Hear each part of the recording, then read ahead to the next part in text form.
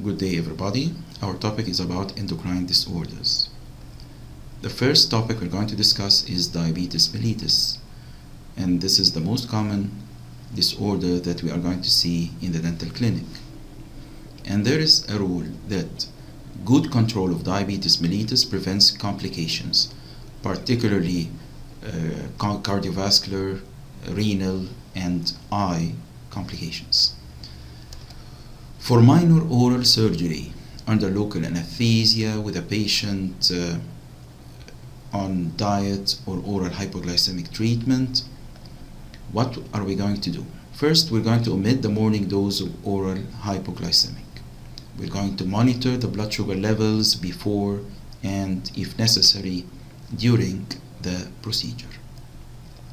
And the oral hypoglycemic drug therapy is going to be resumed post-operatively.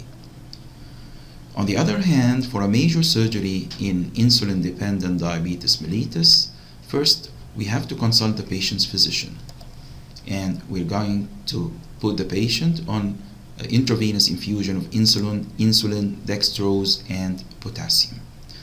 We have to measure the blood sugar every hour, and potassium is given in the infusion as insulin causes potassium to enter the cells, and thus the blood potassium must be restored. Watch for hypoglycemia or hyperglycemia, and this figure shows the major differences between hypo and hyperglycemia.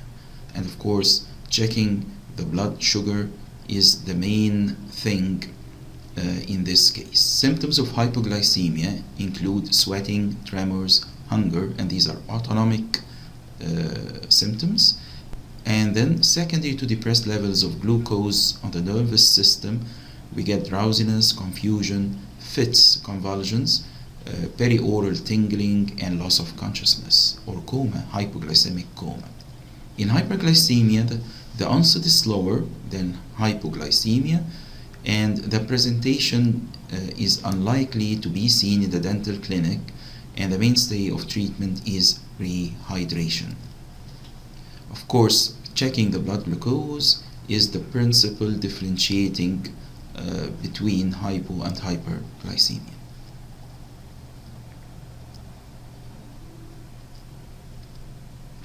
In hypoglycemia, there is sweating, there is tingling, there is tremors, and other signs as well. In hyperglycemia, there is dry mouth, there is extreme thirst because of dehydration and excessive urination, drowsiness, and other symptoms as well. Now we move to the thyroid gland, and enlargement of the thyroid gland is called goiter. To compare between hyperthyroidism and hypothyroidism, in hyperthyroidism the symptoms are weight loss, dislike of heat, tremors, irritability, and emotional lability. In hypothyroidism there is weight gain, dislike of cold, lethargy, and depression. The signs: in hyperthyroidism there is tachycardia, atrial fibrillation, tremors, enlarged thyroid, which is goiter, exophthalmos, diplopia. In hypothyroidism there is bradycardia, goiter, dry skin, and hair.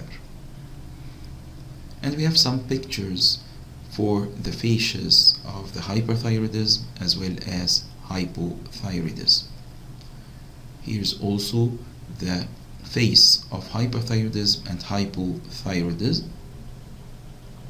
Notice the bulging eyes and the enlarged thyroid goiter. And in hypothyroidism there is dry hair, there is thin lateral eyebrows, periorbital edema, puffy dull face with dry skin.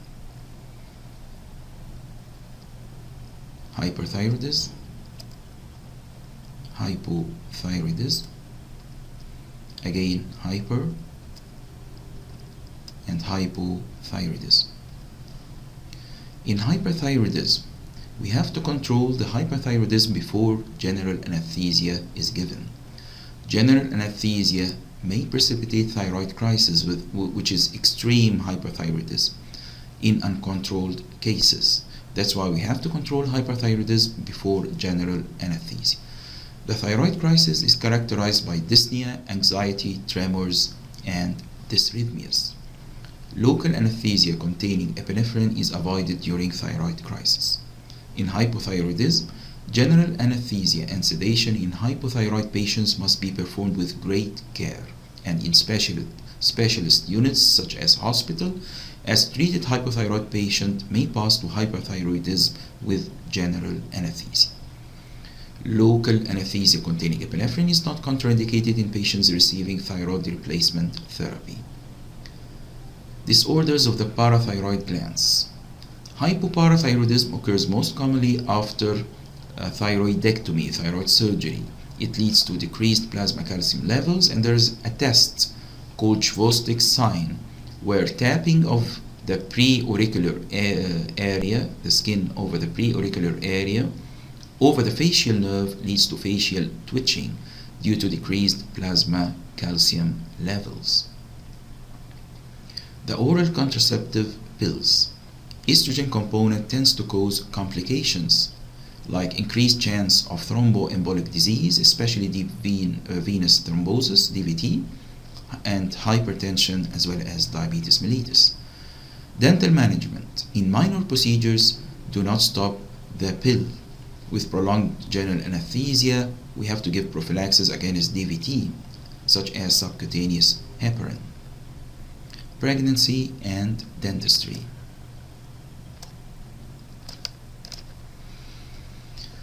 Of course, we may face a problem with a pregnant lady in putting her on the dental chair. So do not lay the patient fully supine in late pregnancy, as pregnant uterus compresses the inferior vena cava and this decreases the venous return. Avoid general anesthesia or IV sedation in the first trimester and the last month of pregnancy. Diabetes and pregnancy. The control of the blood sugar and the control of the diabetic condition becomes more difficult during pregnancy, and there's a condition called gestational diabetes where the blood sugar level is difficult to control, or the diabetes appears only during pregnancy. Hypertension in pregnancy, often asymptomatic, but there are two conditions where there is hypertension and there is a great risk to the pregnant mother. Preeclampsia is the first one, where there's hypertension with protein in urine and edema, and eclampsia, where there's hypertension, protein in urine, and convulsions, and this can be fatal. Disorders of the suprarenal gland. Cushing's syndrome, where there's excess glucocorticoid or cortisol production caused by primary adrenal disease, like cancer or adenoma. Cushing's disease, there's excess glucocorticoid secondary to excess ACTH in case of pituitary adenoma, or in ectopic ACTH produced by lung cancer. In Conn syndrome, there is a tumor or hyperplasia of the adrenal cortex secreting excess aldosterone production, leading to potassium loss, and this manifests by muscle weakness and polyuria, sodium retention, and this manifests by hypertension. These are the manifestations of Cushing's disease or Cushing's syndrome. And this is the face of Cushing, which is the moon face.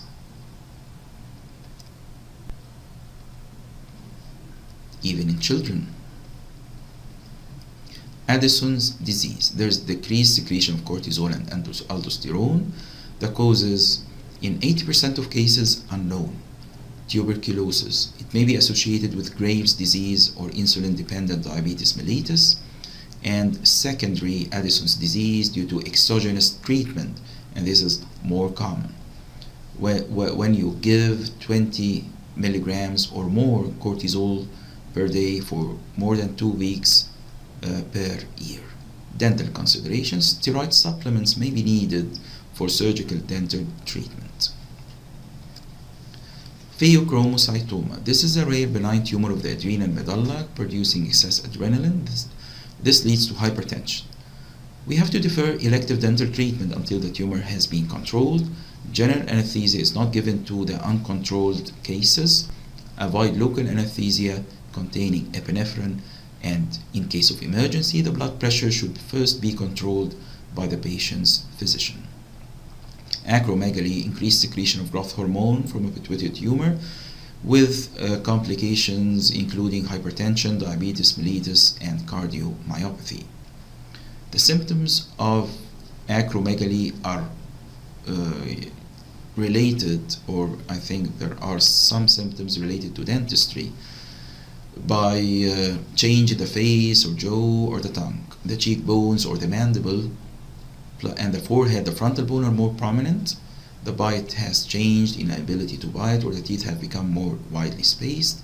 Lips and tongue have enlarged, causing snoring or dribbling at night, with enlarged hands and feet, often requiring larger rings, the wedding ring, I mean.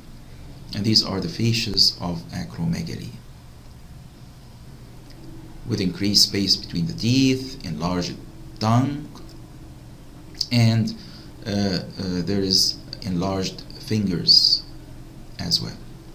Diabetes insipidus is either due to low ADH, antidiuretic hormone produced by the posterior pituitary, with impaired response to ADH by the kidney.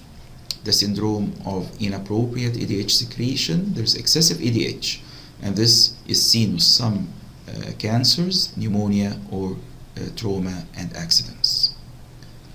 Finally, the hormone-secreting pancreatic tumors, these are rare, and these include Zollinger-Ellison syndrome, in which gastrin-secreting tumor leads to duodenal ulcer with diarrhea, insulinomas leading to hypoglycemia, and glucagonoma that leads to hyperglycemia, plus some oral manifestations like oral bully and erosions. Thank you very much.